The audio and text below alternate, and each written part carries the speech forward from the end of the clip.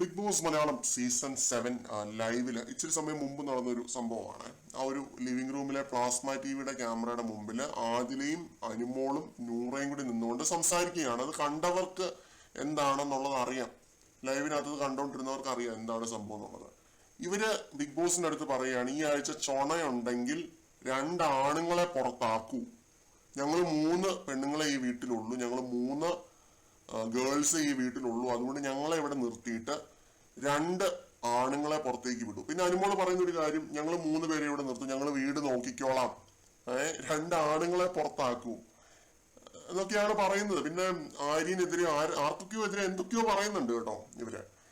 എന്താണ് ഇത് എപ്പിസോഡിൽ കാണിക്കുമെന്നാണ് തോന്നുന്നത്. ഉറപ്പായിട്ടും കാണിക്കേണ്ട ഒരു സംഭവം തന്നെയാണ്. കാരണം എല്ലാരും കാണട്ടെ, ഈ അനുമോളും പിന്നെ ആദിലനൂറയും ഒക്കെ ഇറക്കിയിരിക്കുന്ന ഈ ഒരു വുമൺ കാർഡ് കാണട്ടെ, കണ്ടു തന്നെ വിലയിരുത്തട്ടെ ജനങ്ങള്.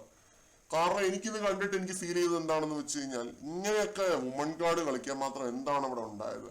അവരുടെ അടുത്ത് ആരെങ്കിലും അസേർട്ട് ചെയ്തിട്ടുണ്ടോ, ഞങ്ങള് ആണുങ്ങളാണ്, ദിസ് ഇസ് മാൻസ് വേൾഡ് എന്നൊക്കെ പറഞ്ഞ് ആരെങ്കിലും എന്തെങ്കിലും അസേർട്ട് ചെയ്തിട്ടുണ്ടോ? ഇല്ല.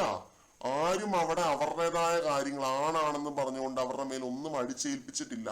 ബിഗ് ബോസ് എന്ന് പറയുന്നത് അങ്ങനത്തെ ഒരു ഷോ ഒന്നും അല്ല, ഒരു രീതിയിലും അങ്ങനത്തെ ഷോ ആയിട്ട് എനിക്ക് ഫീൽ ചെയ്തിട്ടില്ല. പിന്നെ ഈ ഒരു ഷോയില് പൊതുവെ കണ്ടുവരുന്ന ഒരു പ്രവണത എന്ന് പറഞ്ഞു കഴിഞ്ഞാൽ, ഒരു മെയിൽ വിന്നർ ഉണ്ടാവും, ഒരു ആണായിട്ടുള്ള ഒരാളാണ് ജയിക്കുന്നത് എപ്പോഴും. കാരണം നമുക്കറിയാം, നല്ലപോലെ കളിക്കാത്തത് കൊണ്ട് മാത്രമാണ് ഫീമെയിൽ കണ്ടസ്റ്റൻസ് വിജയിക്കാത്തത്.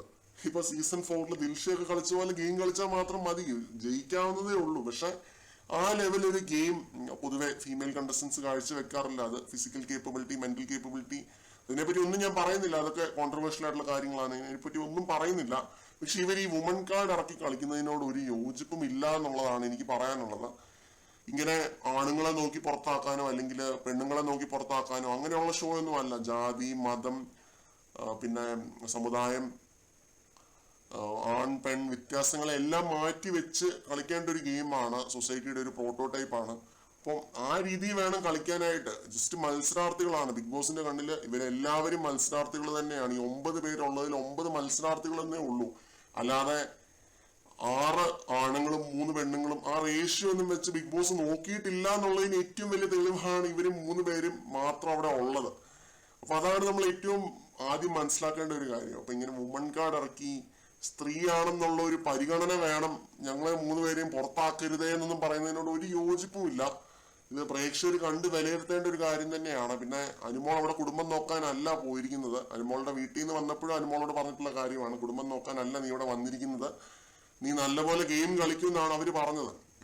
അപ്പൊ ഇതുകൊണ്ടൊക്കെ തന്നെ എനിക്ക് ആ പെണ്ണുങ്ങളായതുകൊണ്ട് പുറത്താക്കരുത് എന്ന് പറയുന്നതിനോട് ഒരു യോജിപ്പും ഇല്ല. ബിഗ് ബോസ് ഇതൊന്നും കേട്ടുപോലും കാണില്ല. പക്ഷെ ഉറപ്പായിട്ടും ഇത് എപ്പിസോഡിൽ കാണിക്കണം കേട്ടോ.